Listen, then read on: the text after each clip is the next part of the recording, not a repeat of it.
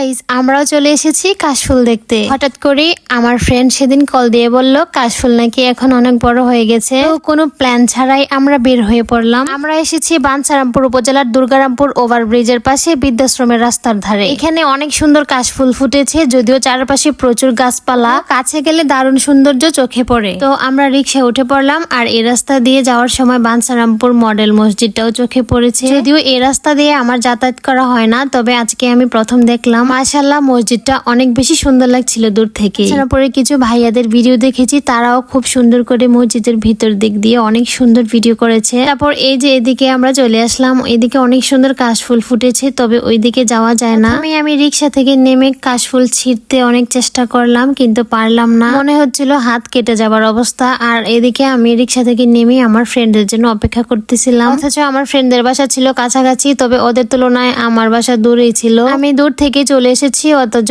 ওদের আসার কোনো নামই নেই। তো যাই হোক, আমি ওদের আসার অপেক্ষায় ছিলাম। আর এদিকে ভিডিও করার জন্য আমি কিছু কাশফুল ছিঁড়ার চেষ্টা করছিলাম। আর কাশফুলের পাতাগুলো অনেক বেশি ধারালো থাকে, তাই সাবধানে ধরতে হয়। একটু এদিক সেদিক হলে হাত কেটে যায়। পরে আমার বোন এসে আমাকে সাহায্য করলো, মানে আমাকে কিছু কাশফুল ছিঁড়ে দিল। পরে আমার ফ্রেন্ডরাও চলে আসলো। বলতে ওদের দেখে মুহূর্তটা আরো সুন্দর লাগছিল। একজন লাল শাড়ি, একজন নীল, আর আমি সাদা। হচ্ছিল যদি ভিন্ন কালার পরতাম তাহলে হয়তোবা আমাকে আরো বেশি সুন্দর লাগতো।